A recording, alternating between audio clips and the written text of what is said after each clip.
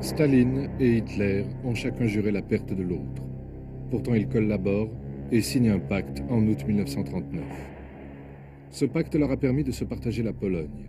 Il a surtout permis à Staline d'éviter la guerre avec Hitler en la rejetant vers l'ouest. Staline rumine ce calcul. Hitler va s'épuiser dans une longue guerre avec la France et l'Angleterre. Un jour, il n'aura plus qu'à faire avancer son armée dans une Europe en ruine afin d'y instaurer le communisme.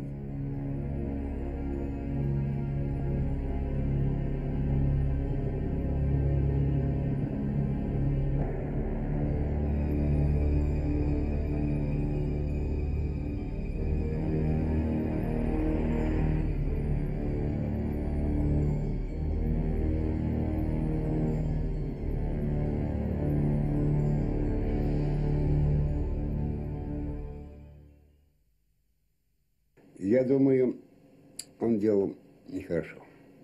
Нехорошо делал. Так только людей расстрелять безвинных. Я книг много прочитал. И про Чкала, и про всех. Добрых людей много ушло с нашей с этой земли. Миллионы. Так. Я знаю, что Сталин хотел. Сталин хотел замесить Гитлера. Гитлер хотел тоже прибрать. А Сталин тоже хотел весь мир взять. И она так и шло. Она так и шло.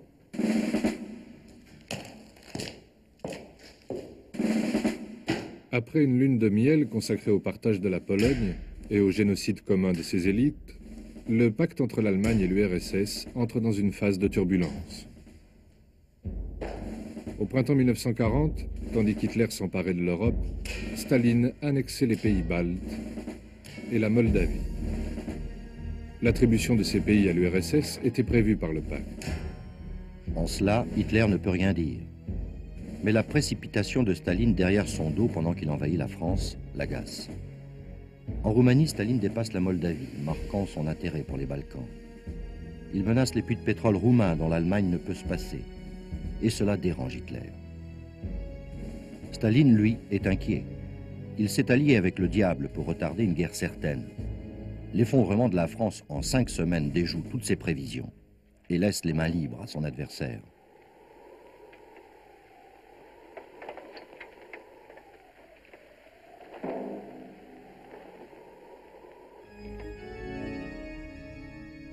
Le 22 juin 40, Hitler visite la cathédrale de Beauvais. Ce n'est pas pour un tédéum.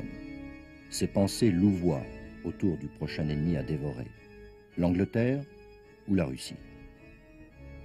De retour dans le wagon de Compiègne, où l'armistice avec la France vient d'être signé, Hitler fait ouvrir les cartes. Göring lui désigne sa cible préférée.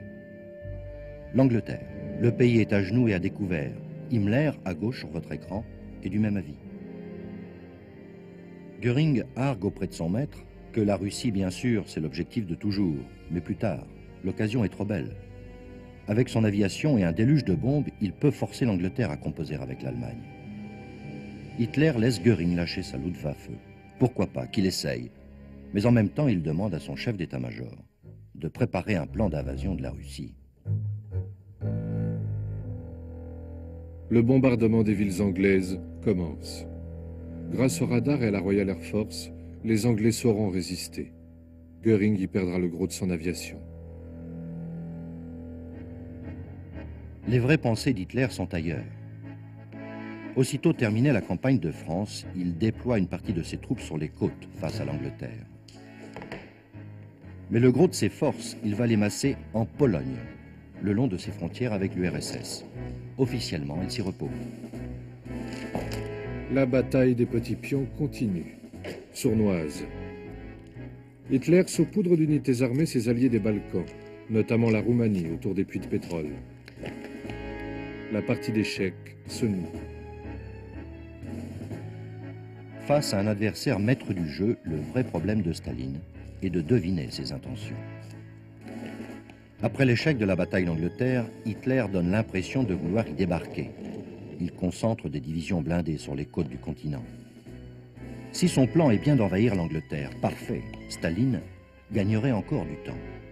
Mais il se demande si ce n'est pas une manœuvre pour assoupir sa méfiance, un paravent masquant une attaque contre lui. Pour tenter d'en savoir plus, il envoie Molotov à Berlin. Le ministre des Affaires étrangères soviétique y est reçu avec tous les honneurs dus à un allié. Mais la partie tourne au chat et à la souris. Vous voyez, l'homme avec le chapeau noir, là, c'est moi. Quand il s'est approché de nous, il nous a fait le salut hitlérien, sachant que nous ne faisions pas la même chose. Il était très arrogant. Il a commencé par un long monologue sur la chute de l'Empire britannique. Très bientôt, nous disait-il, l'Angleterre sera écrasée et occupée. Il faut donc parler du sort de centaines de millions de gens laissés sans maître.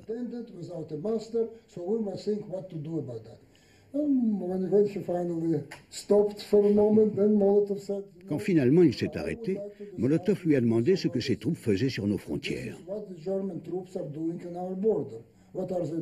Que font-elles en Finlande? Que font-elles en Bulgarie et en Pologne, tout contre notre frontière? Hitler l'a regardé et lui a dit « Je ne sais pas ce qu'elles font ». Il s'est tourné vers Ribbentrop et lui a demandé « Vous en savez quelque chose, vous ?»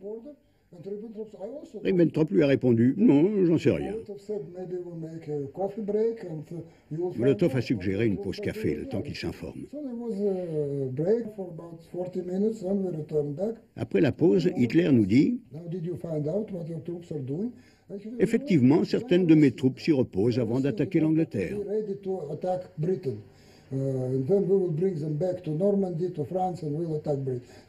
Molotov lui a demandé « Alors, pourquoi ont-elles des tanks et de l'aviation ?» Hitler a répondu « C'est pour mieux tromper les Anglais. »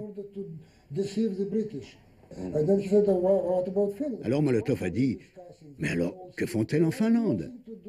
Hitler s'est un peu énervé. Pourquoi discuter de Peggadi alors que nous avons la tâche immense de nous partager les empires coloniaux des puissances occidentales? Ça a duré 2 jours comme ça. À un moment donné, on a entendu un grondement. Les Anglais savaient que Molotov était à Berlin. Ils ont envoyé 300 bombardiers fêter l'événement. On a entendu des explosions. Autour de nous, des vitres ont éclaté. Il y a eu un raffut du tonnerre.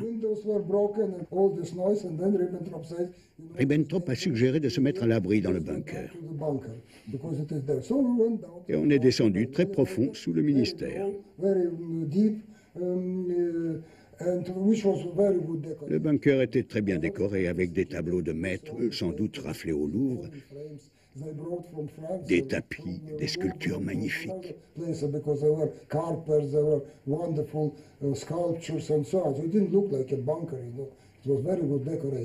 Alors que les bombes explosent, Ribbentrop se remet à parler de la chute de l'Empire britannique.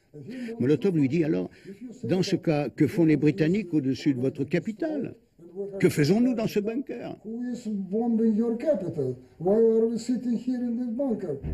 Ces conversations ne devaient pas mener à grand-chose. D'après un document que nous avons retrouvé, le matin même de l'ouverture des entretiens, Hitler avait ordonné que, quels que soient les résultats des discussions, la préparation du plan d'attaque de la Russie continue. 1 mois plus tard, le plan Barbarossa, dont voici l'original, est approuvé par Hitler. L'offensive est prévue en mai 41. Cela, Staline l'ignore encore. Il sait bien qu'Hitler veut sa peau. Mais une perspective intéressante endort sa méfiance. Un sommet avec Hitler. Mr. Molotov, I want you to tell Mr. Stalin that I consider him to be one of the greatest men of our century. À la fin des entretiens de Berlin, quand Hitler a pris congé de Molotov, il lui a dit « Je voudrais que vous disiez à M. Staline qu'il est un grand homme de ce siècle et qu'il restera dans l'histoire. Et moi aussi, je pense que je resterai dans l'histoire. Cela mérite que nous nous rencontrions. » C'était une proposition formelle pour une rencontre dans un futur proche.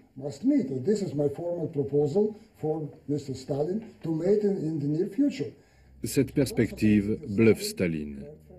Il veut y croire parce qu'un sommet signifie gagner du temps. Néanmoins, il se méfie, parce qu'il sait qu'Hitler cherche un accord avec l'Angleterre, qui lui donnerait les mains libres pour attaquer la Russie. Staline trouve un moyen de le détourner de ses frontières. Ses agents favorisent un coup d'État militaire à Belgrade qui n'est pas favorable au Reich. La réaction d'Hitler est immédiate. En 10 jours, il s'empare de la Yougoslavie et dans la foulée de la Grèce. Il ramène aussitôt ses panzers sur la frontière polonaise. Cependant, son coup de poker dans les Balkans retarde d'un bon mois l'attaque contre la Russie. Faut-il prendre le risque de précipiter le plan Barbarossa ou le reporter d'1 an? Ces généraux font valoir qu'en 1 an, l'armée rouge aura le temps de se renforcer. Hitler hésite, puis décide d'attaquer. Il choisit le 22 juin, date fameuse, trop tardive, de l'entrée de Napoléon en Russie en 1812. Mais Hitler a la certitude de réussir, son génie ne lui permet-il pas de relever tous les défis? Apparemment, Staline ne se doute de rien. Le surhomme n'a plus qu'à se fier à sa bonne étoile. Le Russe a l'arme au pied, l'Allemand l'arme au poing, il est clairement l'attaquant. Des deux côtés, les rassemblements militaires sont les plus importants de l'histoire. 7 millions de soldats sont face à face.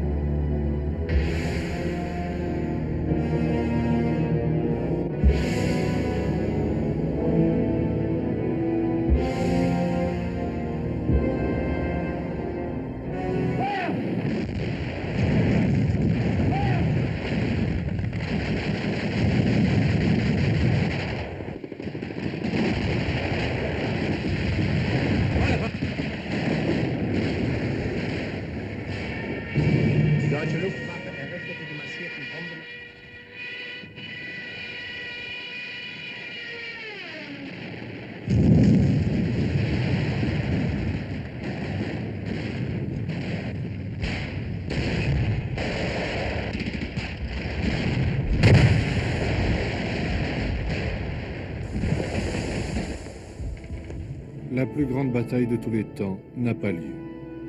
Dès le premier jour, l'armée rouge est bousculée et reflue en désordre. En quelques jours, elle est quasiment anéantie. En quelques semaines, les Allemands font 1 million de prisonniers. Staline est-il échec et mat? Non, la partie est loin d'être finie. Revoyons, à la lumière de nos propres trouvailles et de nos témoignages, le fil des mois qui précèdent une telle débâcle. La version soviétique est celle d'un Staline totalement pris par surprise, trahi et roulé par Hitler.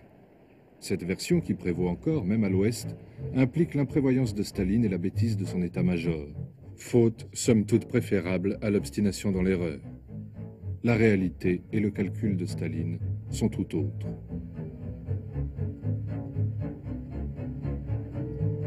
Staline masse des troupes sur sa frontière avec l'Allemagne.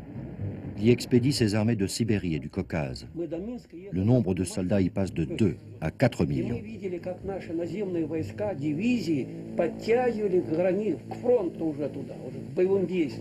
Nous avons vu des divisions s'approcher du front, des convois ferroviaires à la queue leu-leu, avec des troupes, du matériel, de l'artillerie, et tout ça se dirigeait vers le front.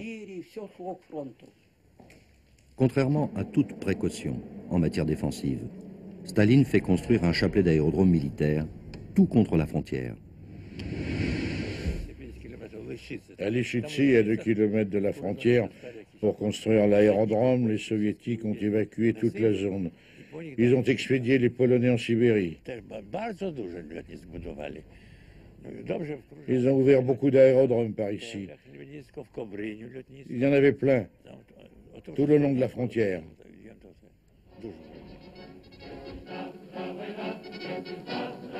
L'armée rouge a une tradition offensive. Sa doctrine est offensive. L'essentiel de son armement est offensif. Sa pratique et son entraînement sont ceux de l'attaque.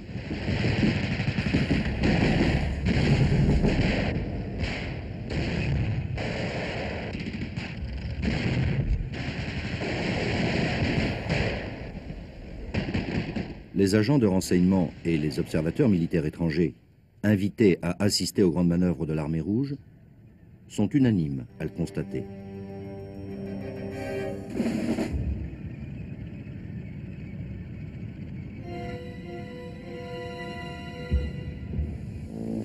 Et à quoi servirait, si ce n'est pour tomber sur les arrières de l'ennemi, l'entraînement de centaines de milliers de parachutistes?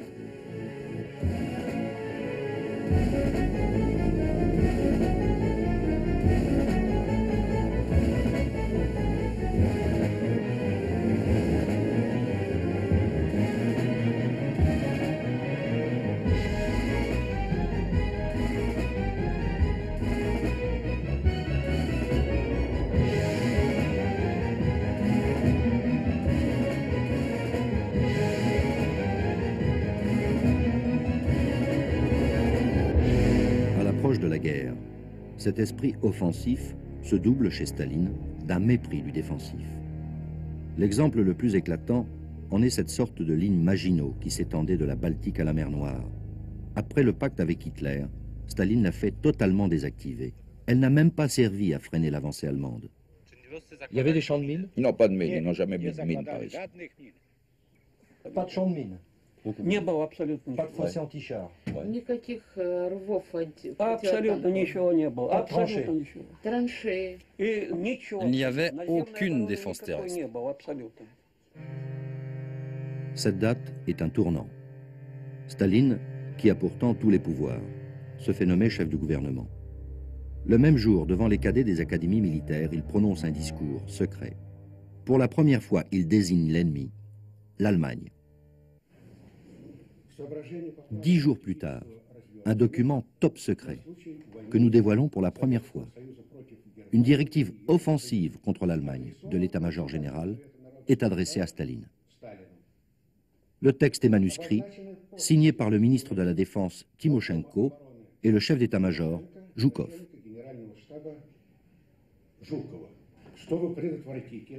L'armée allemande est capable de nous devancer en nous attaquant par surprise. Je considère pour absolument indispensable de ne pas laisser l'initiative à l'adversaire et de le devancer. Devancer est souligné 2 fois. Et de l'attaquer alors qu'il n'est pas tout à fait prêt afin de l'écraser. Я глубоко убежден, что эта идея принадлежит Сталину. И вынашивать Je suis persuadé que cette idée est de Staline. визита Молотова в ноябре месяце, 28 ноября. Selon moi, elle lui est venue après la visite de Molotov à Berlin en novembre 40, quand il a compris que la guerre était inévitable. О том, что войны с Германией не избежать. Le général Yatchenko connaissait l'existence de ce document. Le ministre de la Défense de l'époque, le général Timoshenko, lui avait raconté la scène au cours de laquelle Staline avait rejeté le plan d'offensive de Zhukov. Pendant que Zhukov parlait de division et de corps d'armée,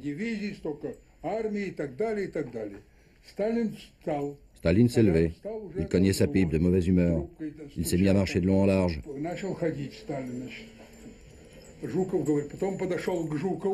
Il s'est approché de Zhukov et lui a dit « Tu veux faire peur à qui, là? Tu veux faire peur à qui ?» Il y avait tout le politburo. Staline l'a tant vexé que Zhukov fait partie à côté.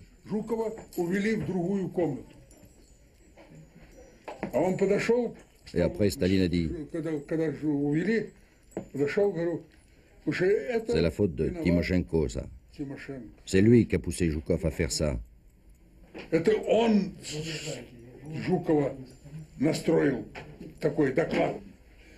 Alors Timoshenko, il faut le fusiller? Je ne sais pas, je le connais depuis la guerre civile, c'est un combattant honnête. Moi je croyais que c'était un homme intelligent, mais son cerveau il n'est pas plus grand que ça. Il n'est pas fichu de réfléchir.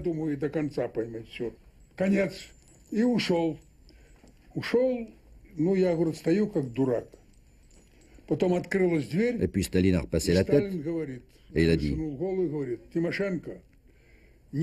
Timoshenko et vous là-bas à la frontière, ne vous avisez pas de déplacer ne serait-ce qu'une seule unité sans mon autorisation. Sinon les Allemands vont se sentir provoqués et vont avancer leur attaque. Si j'apprends que vous faites venir des troupes, alors les têtes vont tomber. »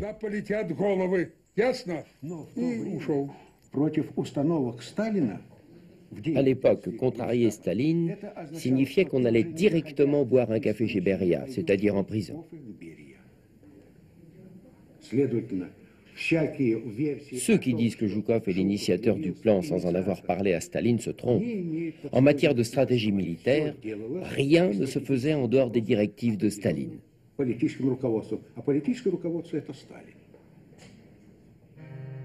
Si Staline a vraiment été l'inspirateur du plan d'offensive et qu'il l'a finalement jeté à la figure de son chef d'état-major, c'est qu'il a changé d'avis.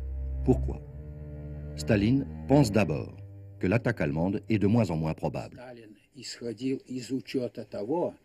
Le calcul de Staline était que l'Allemagne ne pouvait pas faire la guerre sur deux fronts, comme l'avait démontré la Première Guerre mondiale, sinon elle irait à sa perte. Et il pensait donc que Hitler n'était pas aventurier au point d'attaquer l'URSS avant d'en avoir terminé avec l'Angleterre. Staline savait que les Allemands allaient attaquer, mais il pensait qu'ils ne le feraient pas avant 2 ans.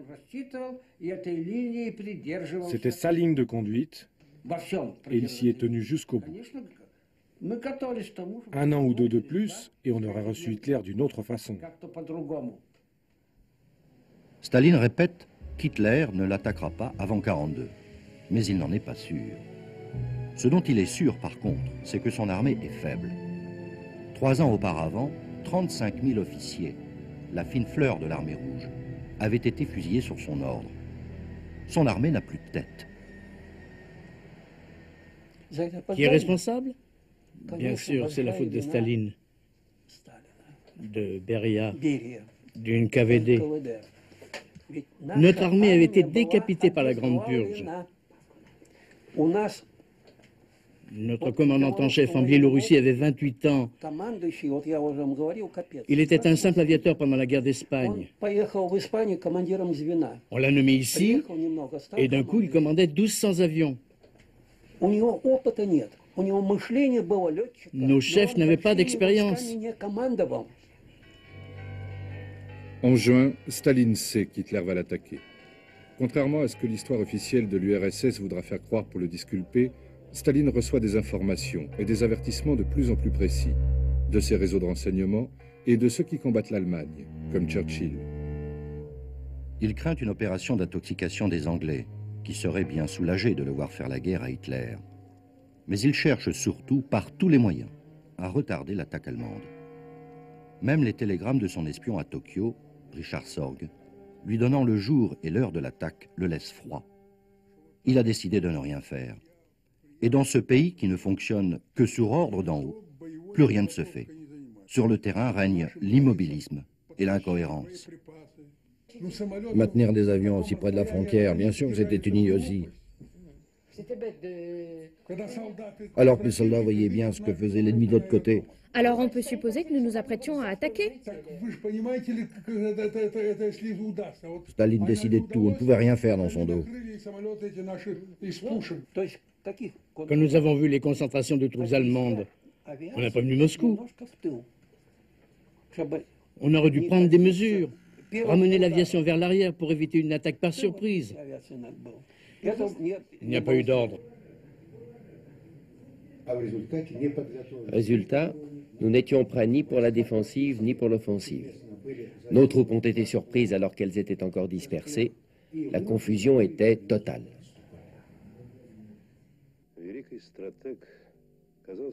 La crainte d'une précipitation de l'attaque allemande jette Staline dans la phobie de la provocation.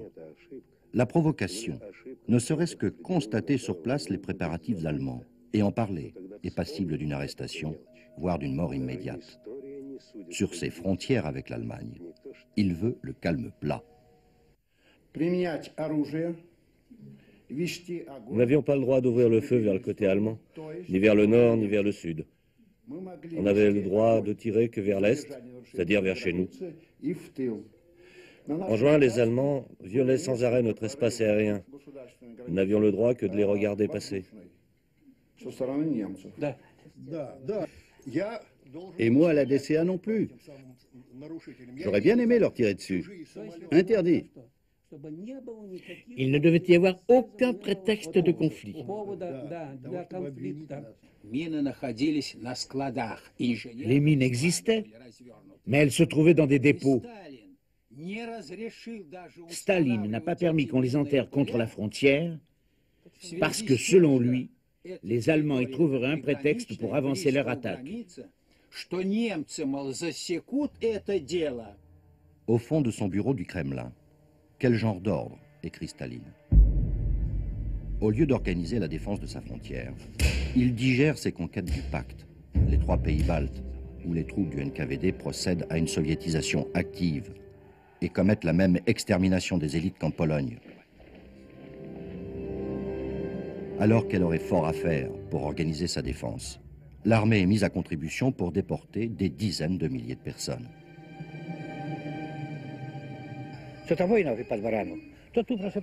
La veille de la guerre, le 21 juin, il y avait ici 50 camions du NKVD pour déporter les gens du coin. Les Russes ne voulaient laisser que très peu de Polonais. Ils amenaient ceux qui, selon eux, avaient trop de terre ou des gens qui ne leur plaisaient pas. Quand les Boches ont attaqué, ils n'ont pas eu le temps de les emmener et les Polonais arrêtés ont déguerpé.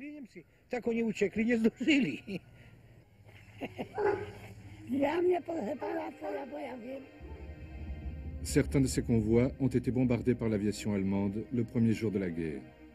Les conducteurs russes les ont arrêtés pour fuir, sans ouvrir les portes des wagons. Dans ceux-ci, il n'y avait que des enfants. Ils sont morts de faim et de soif. Pour retarder la guerre, Staline joue son va-tout sur une entente avec Hitler. Il écrit lui-même un communiqué. Les rumeurs de guerre sont des ragots. L'Allemagne est l'allié de l'URSS. On se demandait à quoi pensait notre cher gouvernement. Il pensait à négocier. Staline ne pensait qu'à ça. Tout faire pour retarder la guerre, ne serait-ce que d'un mois, d'une semaine, d'un jour. Son ambassadeur à Berlin harcèle la chancellerie. Il est régulièrement éconduit.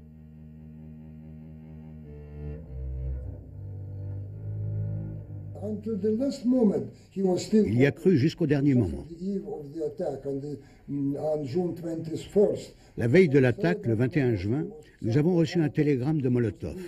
C'est clair qu'il venait de Staline, demandant une rencontre immédiate avec Hitler pour régler toute plainte allemande, quelle qu'elle soit.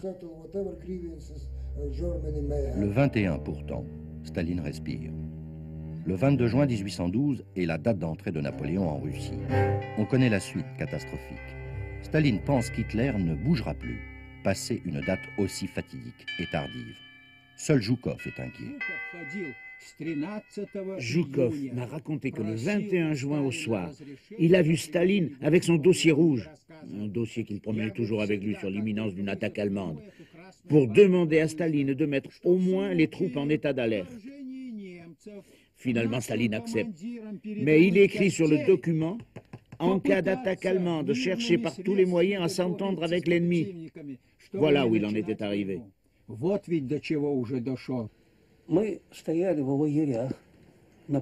dimanche 22 juin, sur les aérodromes, il devait y avoir l'ouverture des camps d'été. Les femmes et les enfants étaient invités. On a appelé les artistes de Grodno. Donc, le 22 juin devait être un jour de fête. Bien qu'on ait constaté la préparation allemande de l'autre côté de la frontière, on se préparait à la fête. Ça, pour une fête, ça a été notre fête. Totale défaite dès le premier jour de la guerre. Ce soir-là, tous les généraux russes étaient au théâtre. Une cible parfaite pour un bombardement.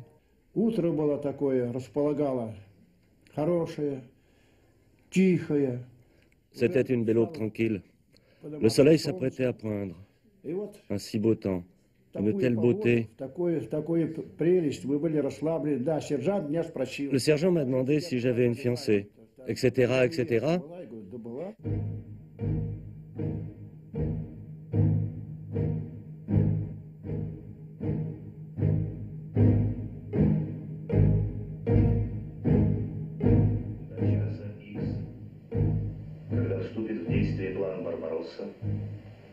Остаются считанные минуты. 190 дивизий, нацеленных на восток, ждут сигнала.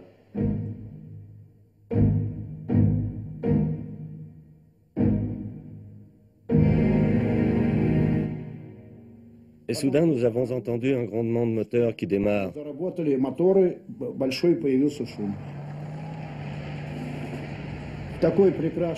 Et puis un grand vacarme de salves d'artillerie.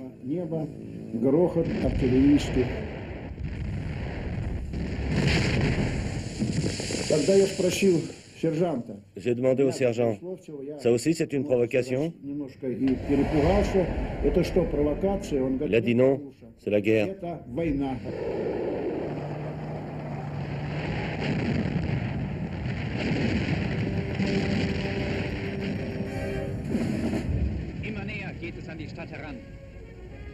Les Allemands entrent en Russie comme à la parade. En phase 2, pendant les premières heures, ils ont affaire à des soldats qui avaient reçu l'ordre de ne pas répondre aux provocations et qui parfois l'ont strictement appliqué.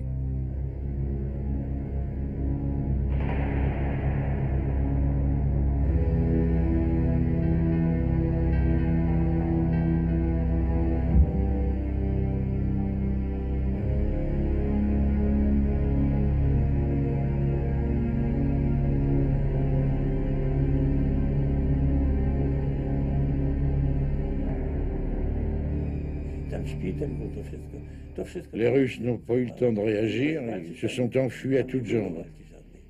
Il n'y a pas eu de bataille.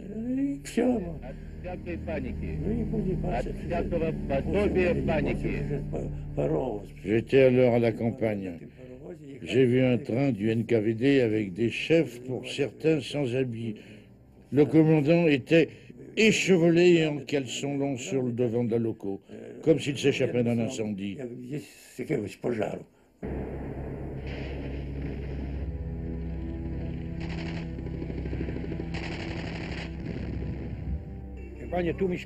Nous, on dormait dans la grange, là, et les Russes par là. Ils faisaient la fête. Ils ont picolé toute la nuit. Il y a eu de l'artillerie, un putain de vacarme. Un obus est tombé là-bas, et là-bas. Des putains d'entonnoirs. Alors les Russes sont tous sortis à poil, pieds nus, ils ont couru à travers le champ. À 10h du matin, il n'y avait plus un Russe, les cheleux étaient déjà bien listoc. Partout, les soldats se sauvaient en caleçon.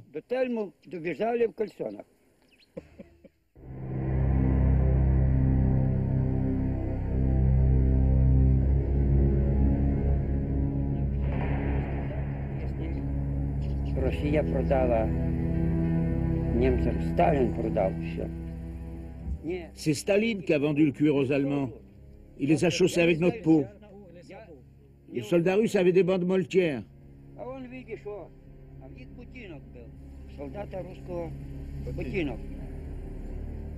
Hitler a chaussé ses soldats avec de vraies bottes.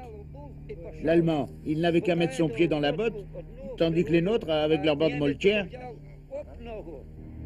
En 2 mois, les Allemands font 1,5 million de prisonniers, dont ils ne savent que faire. En 1941, ils mourront de faim au train de 4000 par jour dans les camps en Pologne. Les pertes soviétiques en matériel, dès les premiers jours de la guerre, sont catastrophiques.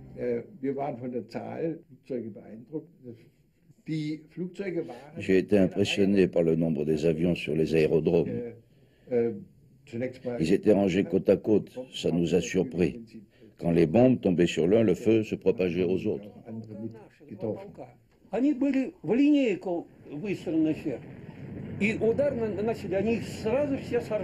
Combien détruit en une journée en Biélorussie? Biélorussie, 1200 самолетов. 2700. 2700.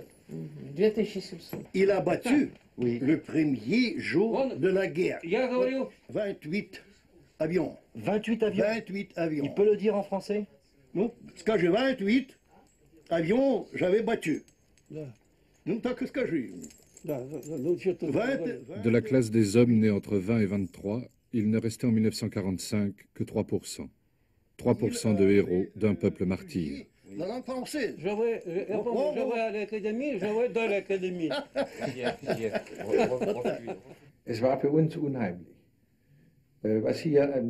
C'était hallucinant, cette quantité de matériel et d'armes dirigées contre nous.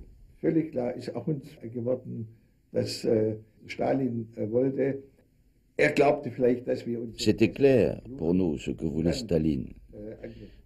Si nous avions débarqué en Angleterre, il nous serait tombé dans le dos et ça aurait été une catastrophe. Entre le 22 et le 25 juin, pas de journal de l'armée. Plus que par la consternation due au désastre, Moscou a été transi par le silence de Staline. And Stalin just could not believe that this happened. You see, he even could not speak, you know. Quand il a appris l'attaque allemande, Staline ne pouvait y croire. Il en est resté muet, paralysé pendant plusieurs jours. Il a laissé Molotov s'adresser au peuple. Lui, il ne pouvait pas. Il a été si humilié qu'Hitler ait pu être plus malin que lui. Had succeeded in outwitting him. Staline ne s'est exprimé qu'une douzaine de jours plus tard. Il s'adresse à ses frères et sœurs, non plus au nom de la patrie du prolétariat, mais au nom de la patrie russe.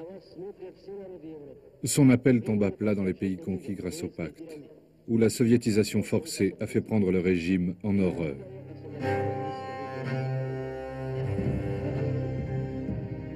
Dans les pays baltes et ici en Ukraine, les Allemands sont souvent accueillis en libérateurs. Cela ne durera pas longtemps, car derrière la Wehrmacht passent les SS et la Gestapo. En Russie, comme nulle part ailleurs, ils se comportent comme des barbares. Ils vont retourner la population contre eux. La réaction de Staline s'est produite bien tard. L'élan de la Wehrmacht vers Moscou est irrésistible.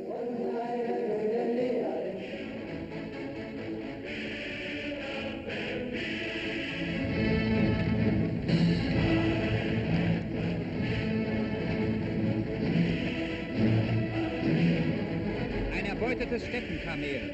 Asiens Grenze ist nicht mehr weit.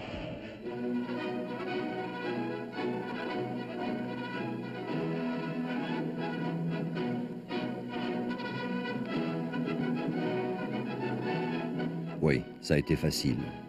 Si facile. Joukov m'a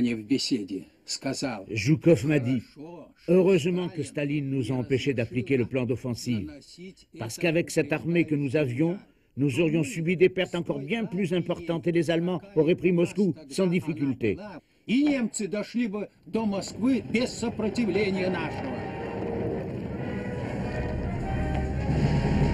Comme lors de la campagne de Napoléon, l'armée rouge tente un premier arrêt à Smolensk, à 500 km de Moscou. Essuyant des pertes effroyables en hommes et en matériaux. Guderian force le passage non sans mal. Ses chars pataugent dans les marécages.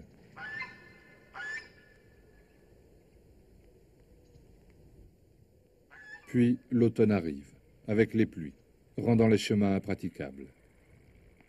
L'état-major allemand s'enlise et réalise que la guerre sera longue et que l'Allemagne risque de la perdre. Et le vrai calcul de Staline se révèle alors. Pour l'emporter sur Hitler, comme du temps du tsar contre Napoléon, il comptait sur son réservoir humain. Peu importe les pertes du moment que l'ennemi s'use. Son mépris de la souffrance humaine lui permettait ce calcul. Il comptait sur l'immensité du territoire russe. Il savait qu'il avait pour lui la durée, le temps, l'hiver. Il arrive, impitoyable cette année-là, quand les Allemands sont aux portes de Moscou. La Wehrmacht est arrêtée, frigorifiée. Côté russe, plus personne ne recule. À Borodino, dont Napoléon avait forcé le passage, l'armée rouge repousse les Allemands. La suite est connue. La contre-attaque des Sibériens contre une armée qui n'a plus d'essence ni de manteau. La levée en masse, comme à Valmy. Hitler n'atteindra jamais Moscou, pourtant à portée de ses canons. La suite, c'est la victoire de Stalingrad. La suite, c'est l'héroïsme du soldat russe, l'élan patriotique. Le travail des femmes et des enfants 24 heures sur 24 dans les usines, d'où les chapelets d'armes sortent sans fin. C'est aussi l'aide massive des Américains, sur laquelle Staline comptait. La suite, C'est la terreur stalinienne, pire encore en temps de guerre. Elle frappe aveuglément les déserteurs, les prisonniers soviétiques qui ont pu se libérer, les collaborateurs.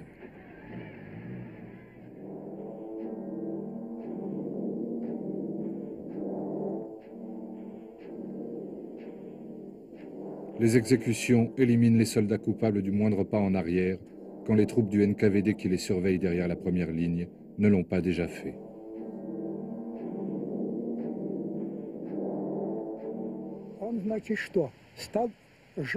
Les Allemands brûlaient les villages où un Allemand, même un seul, avait été tué. Cela faisait des partisans qui partaient dans la forêt.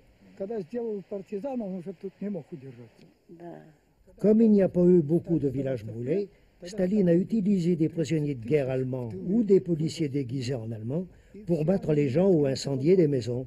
Cela produisait des partisans qui partaient se battre contre l'occupant. Nous avons retrouvé cette directive qui en dit long, d'août 1941, ordonnant aux organismes publics de n'apporter aucune aide aux familles des prisonniers de guerre soviétiques. C'est signé par Staline, Molotov, Boudyanov. Lorsqu'ils seront libérés après la guerre, beaucoup seront déportés au goulag.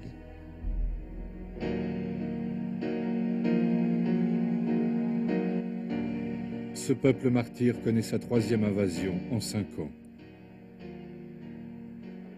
L'armée rouge revient en Pologne en 1944, avec cette fois l'intention de ne plus en repartir.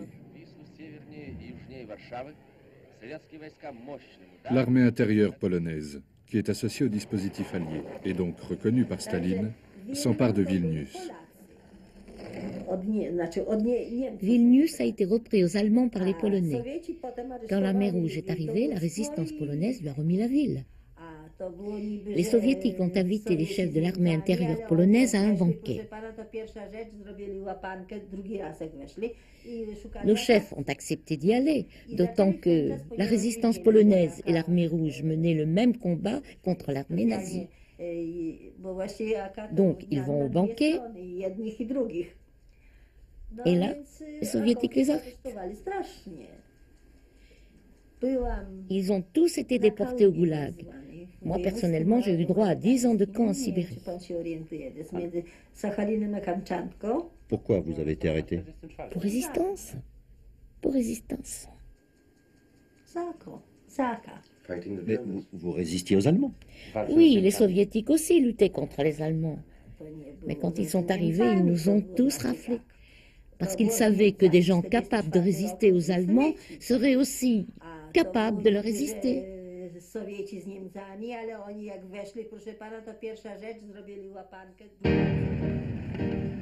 Staline réserve un autre genre de fête à Varsovie. Quand ses troupes atteignent la ville, la résistance polonaise y mène une terrible bataille contre les Allemands. Derrière la Vistule, les Polonais croient que l'armée rouge arrive à la rescousse. Pas du tout. Au contraire, elle recule d'une vingtaine de kilomètres et se repose. Staline laisse Hitler faire le sale boulot, écraser la résistance polonaise, anéantir le cœur d'une nation à sa place. Sur ordre d'Hitler, plus une seule brique ne doit rester l'une sur l'autre dans Varsovie. Son ordre est scrupuleusement respecté.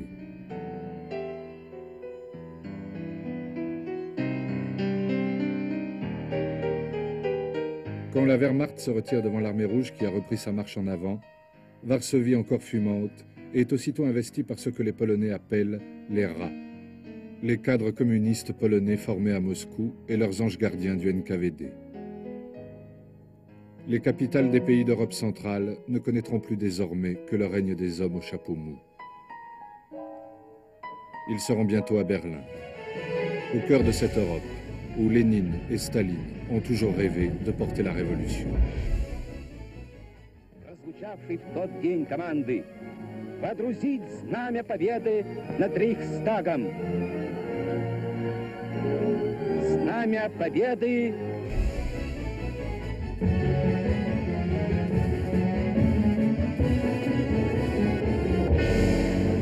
Подписать маршалу Кейтелю.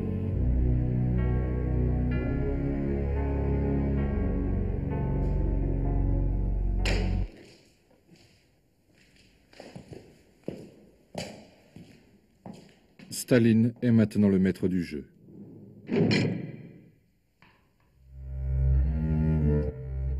Berlin, son joyau, est abîmé. Il préfère convier ses alliés dans l'ancienne capitale des rois de Prusse, Potsdam, où il arrive en commandeur.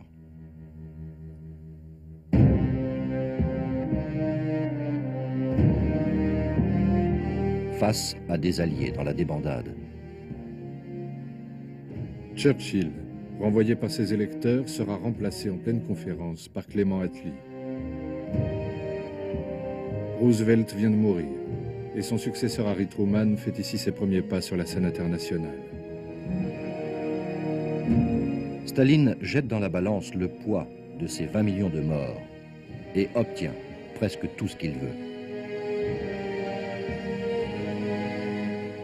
Moment de triomphe. Les accords de Yalta ont été confirmés.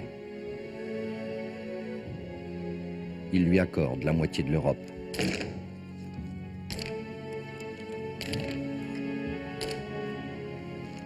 Et le tiers de l'Allemagne. Le brise-glace est arrêté à Berlin. L'Europe occidentale est sauve, mais en Europe orientale, Staline peut faire ce qu'il veut.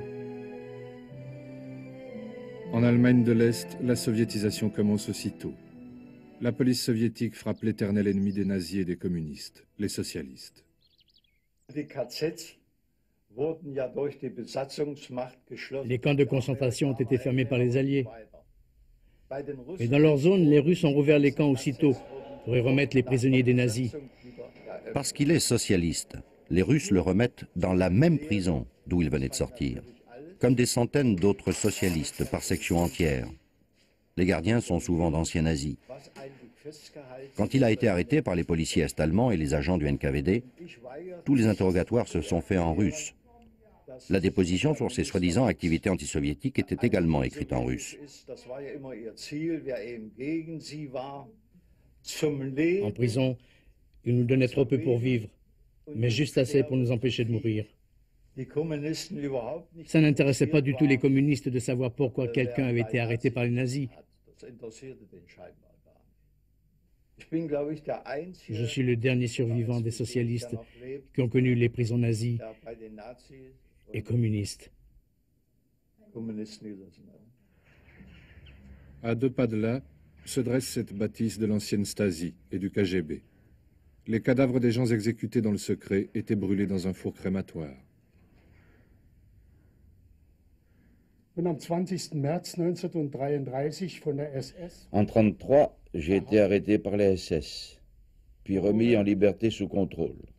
Je suis alors passé en URSS. En 1937, j'ai été arrêté par le NKVD.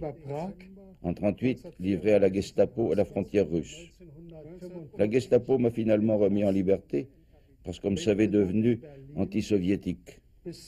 En 1945, je suis prisonnier de guerre des soviétiques, libéré en décembre 1945. En 1950, à Berlin-Est, je suis arrêté par la Stasi et le KGB.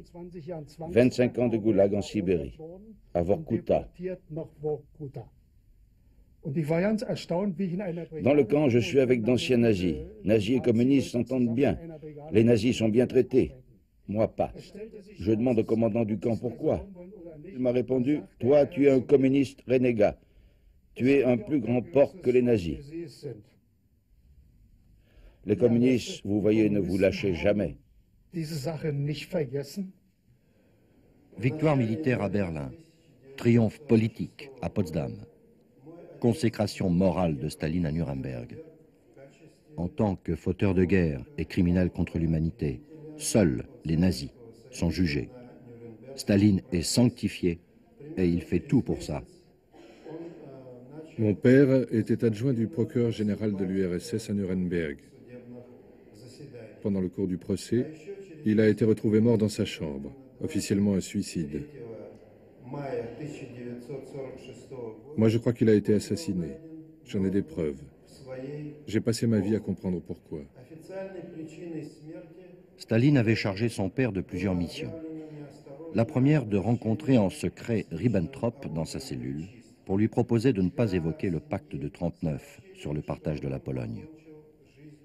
En échange de quoi, Moscou s'arrangerait pour qu'il ne soit pas condamné à mort. Ribbentrop a refusé. Et en cela, son père a échoué. On lui a aussi demandé de tout faire pour imputer aux Allemands le massacre de Katyn. Son père, qui connaissait le dossier, a tenté d'expliquer à ses supérieurs que nier l'évidence risquait d'être impossible. Il s'était ainsi attiré les foudres de Staline. Cela suffisait pour être assassiné. À Nuremberg, aux côtés des Alliés, Staline est juge et parti. Son tour de force a été de faire porter la responsabilité de la guerre par les seuls chefs nazis, alors qu'il a contribué à la déclencher par le pacte avec Hitler.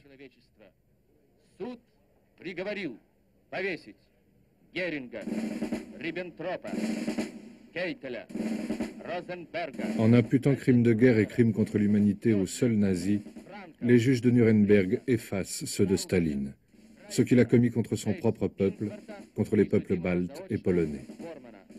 Par la suite, avec le silence des Alliés et la complicité de leurs historiens, Staline réussira à apparaître aux yeux des forces de gauche du monde entier comme une figure de proue du camp démocrate.